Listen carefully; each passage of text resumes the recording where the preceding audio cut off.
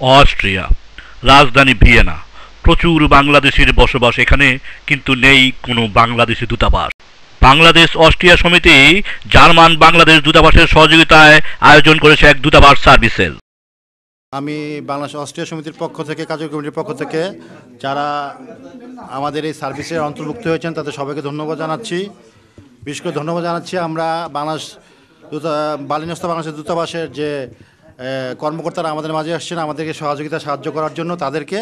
Bangladesh Austria সমিতির আমন্ত্রণে আমরা বাংলাদেশ দূতাবাস বার্লিন থেকে ভিয়েনাতে কনসুলার সার্ভিস দিতে এসেছি এবং এখানে এসে আমরা দেখলাম প্রায় ৫,০০০ বাংলাদেশি আছে, কিন্তু এখানে কোনো কনসুলেট নাই বিধায় এনারা প্রায় বিভিন্ন ধরনের কনসুলার সার্ভিসের জন্য অসুবিধার সম্মুখীন হয়ে থাকে।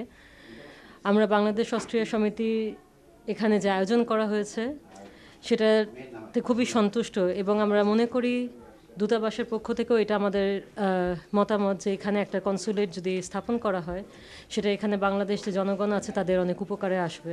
আসলেই এনারা সবাই অসুবিধায় আছেন, যে আমরা যে অল্প সময়ের জন্য আসছি এটা এনাফ না, মানে পুরো সপ্তাহ থাকতে পারলে হয়তো এখানে তাদের কাজের মোটামুটি একটা আমরা সাহায্য করতে পারতাম আর কি। তো এদিক থেকে আমরা মনে করি যে এখানে একটা ফুল এমবাসি হলে এটা মন্দ হবে না, ভালো হবে, দেশের উপকারী লাগবে সেটা এবং জনগণ উপকৃত হবে। আমি অনুরোধ করবো বাংলাদেশ সরকারকে অন্তত যদি এমবাসি যদি নাও দেন তাহলে আমাদের একটা কনসুলেট সার্ভিস ভিয়েনা দেওয়ার জন্য আমি বাংলাদেশ সরকারকে অনুরোধ জানাচ্ছি।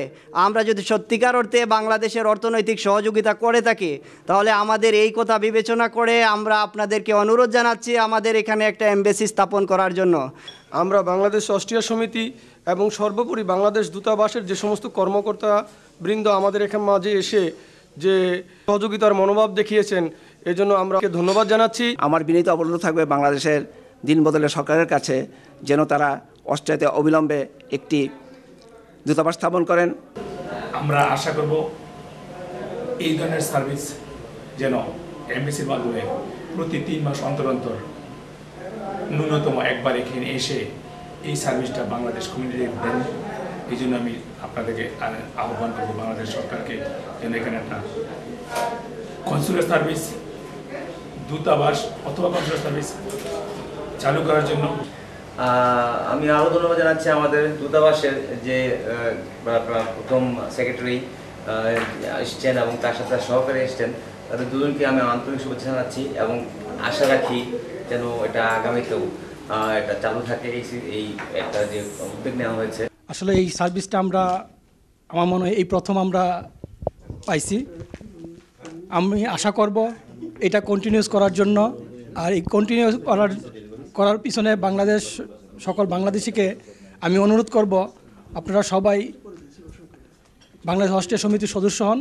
আমি আশা করি যে এখানে বাংলাদেশের অস্ট্রিয়া সমিতি আরও সামনে এগিয়ে যাবে, আমি এই আশায় রাখছি। আপনারাও সদস্য হন, আমি ইনশাল্লাহ অবশ্যই হব। Ahmed Firoz, Bangla TV, Vienna, Austria.